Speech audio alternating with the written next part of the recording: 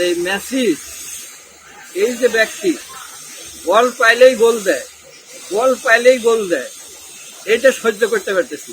ব্যক্তিগতভাবে ছোটবেলা থেকে আমি ফুটবল প্রেমিক ছিলাম এবং বিশেষ করে বিশ্বকাপের খেলা আমি কোনোদিনও মিস করিনি এবং আমি প্রতিটা খেলা রাত জেগে আমি খেলা উপভোগ করছি। কিন্তু এইবার এই বিশ্বকাপ খেলা বর্জন করছি, কয়টা খেলা দেখছি তারপরে থেকে আমি বর্জন করছি। কারণ যে মেসি এই যে ব্যক্তি বল পাইলেই গোল দেয়, বল পাইলেই গোল দেয়, এটা সহ্য করতে পারতেছি।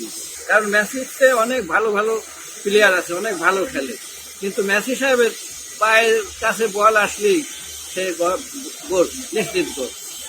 এই মানে না নিতে পারতেছি না, বিধায় খেলা বর্জন করছি এবং কোনো অবস্থাতেই আমি এটা বুঝ দিতে পারতেছি না নিজেকে যে এত টিম, এত দেশ খাসনি করে খেলে, অথচ এই মেসি ধারাবাহিকভাবে চলে যাইতেছে, সে আগা ধারাবাহিকভাবে সে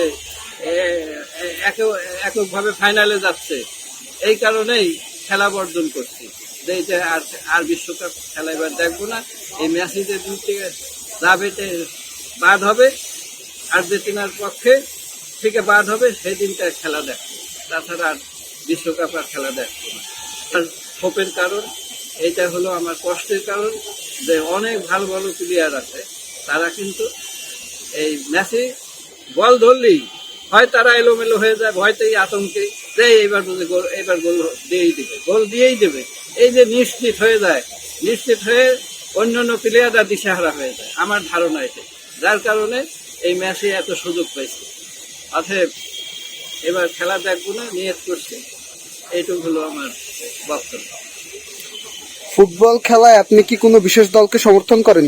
আমি ফুটবল খেলায় আমি যে দেশ ভালো খেলে, ভালো টিম, বিশেষ করে ক্যামেরুন, নাইজেরিয়া, আমি ইসলামিক দেশগুলোদের আমি পছন্দ করতাম বিশেষ করে।